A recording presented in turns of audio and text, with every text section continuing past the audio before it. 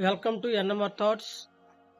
So మనం మరొక మంచి వీడియోతో మీ ముందుకు వస్తున్నాం. సో తప్పనిసరిగా అందరూ సపోర్ట్ చేయండి, సబ్స్క్రైబ్ చేయండి, లైక్ షేర్ కూడా చేయండి.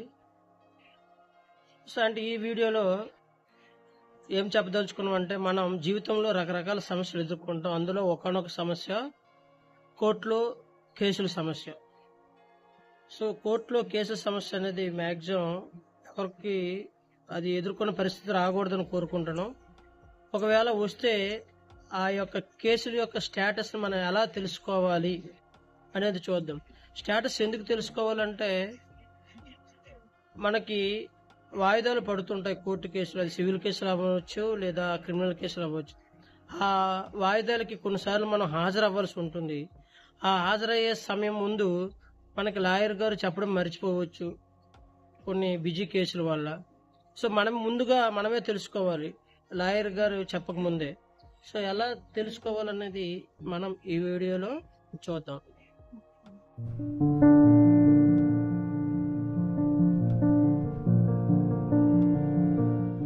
ఇప్పుడు మనం ఏ వెబ్సైట్లో కేసు యొక్క స్టేటస్ అనేది మనం తెలుసుకోవచ్చు అనేది మనం ఇప్పుడు చూద్దాం. ఫస్ట్ మనం గూగుల్లోకి వెళ్ళి గూగుల్ సెర్చ్లో ఏం తెలుసుకోవాలంటే ఈ కోర్ట్ సర్వీసెస్ అని ఉంటాయి. ఈ కోర్ట్ అని టైప్ చేస్తే చాలు దాని యొక్క వెబ్సైట్ ఓపెన్ అవుతుంది.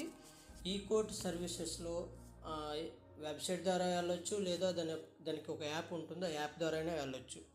సో ఇప్పుడు ఈ కోర్ట్ సర్వీసెస్ అనేది వెబ్సైట్ ఓపెన్ చేశాక ఇందులో మనకి సెలెక్ట్ స్టేటు లేదా select district, select court complex, ఈ మూడు మనకు తెలిసి ఉండాలండి. So select state Andhra Pradesh click చేద్దాం. సెలెక్ట్ డిస్ట్రిక్ట్, ఏ డిస్ట్రిక్ట్ అయితే మీది ఆ డిస్ట్రిక్ట్ చూజ్ చేసుకోవాలి. అదేవిధంగా సెలెక్ట్ కోర్టు కాంప్లెక్స్.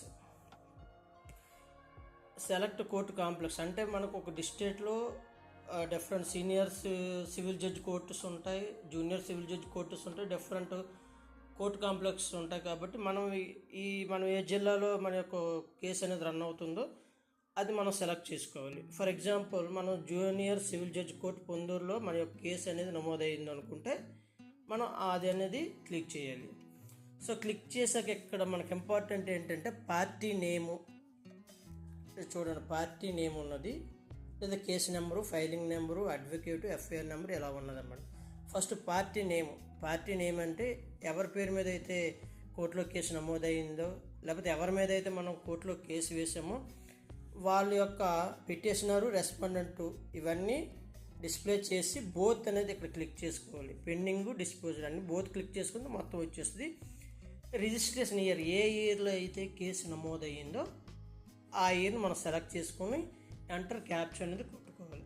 ఇది ఫస్ట్ అన్నమాట. So party name. లేదు మనకి నేమ్ అనేది కన్నా మనకి ఇంకా ఈజీ ఏంటంటే కేసు నెంబర్ అనేది ఈజీ. సో మన కోర్టులో కేసు వేసిన తర్వాత మన యొక్క కేసు యొక్క నెంబరు అనేది ఇస్తారు. సో కేసు టైప్ అనేది సెలెక్ట్ చేశాక ఇందులో డిఫరెంట్ కేసెస్ టైప్స్ ఉంటాయి, మీరు అవన్నీ చూసుకోవాలి. సో మీది ఏ కేసు అయితే, లేకపోతే ల్యాండ్ రిఫార్మ్ సర్క్యులా, లేకపోతే ఒరిజినల్ సూటా, ఇలా డిఫరెంట్ మనం అనేది సెలెక్ట్ చేసుకోవాలి. ఆ నెక్స్ట్ కేసు నెంబర్ అనేది ఆ నెంబర్ మనకి ఇస్తారు. సో ఆ నెంబర్ సెలెక్ట్ చేసుకోవాలి. నెక్స్ట్ ఇయర్, తర్వాత ఎంటర్ క్యాప్చర్ అనేది నమోదు చేసుకుంటాం. లేదు దానికి ఫైలింగ్ నెంబర్ తెలిసిన, కేసు నెంబర్తో పాటు ఫైలింగ్ నెంబర్, ఈ రెండిట్లో ఏది తెలిసినా ప్రాబ్లం లేదు.